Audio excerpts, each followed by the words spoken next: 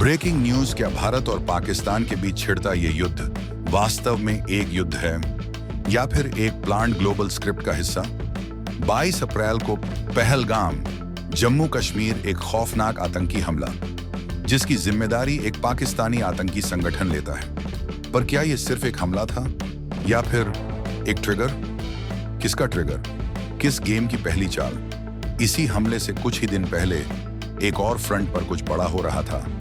America versus चीन tariff war. यह जंग सिर्फ ट्रेड की नहीं थी, ये थी इकोनॉमिक वर्चस्व की जंग। और इस जंग में एक नया मोर्चा खुल चुका था, Bharat. Apple, Tesla, Samsung, Dell, दुनिया की सबसे बड़ी कंपनियां चीन छोड़कर भारत में मैन्युफैक्चरिंग सेटअप शिफ्ट करने जा रही थी।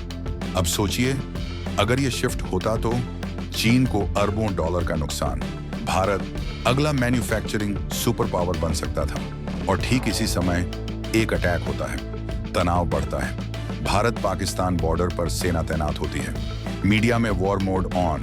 सवाल उठता है, क्या ये सब महज इत्तेफाक है या फिर कोई ग्लोबल पावर गेम? कल एक अमेरिकी इकोनॉमिस्ट ने कहा, जैसे ही ग्लोबल कंपनियां भारत का रुख कर रही थी, अचानक भारत पर आतंकी हमला और बॉर्डर पर तनाव। ये कोई संयोग नहीं हो सकता। थ्योरी क्या कहती है? चीन को भारत का उभरना मंजूर नहीं, पाकिस्तान को इस्तेमाल कर सकता है एक डिस्ट्रैक्शन के तौर पर। भारत को अगर अस्थिर कर दो तो इंटरनेशनल इन्वेस्टर्स डर जाएंगे और शिफ्टिंग रुक जाएगी। यही असली जंग है, हथियारों की नहीं, डॉलर की। बंदूकें चल रही हैं, लेकिन निशाना है इंडस्ट्री, इन्वेस्टमेंट और इन्फ्लुएंस का। अब फैसला आपके हाथ में है।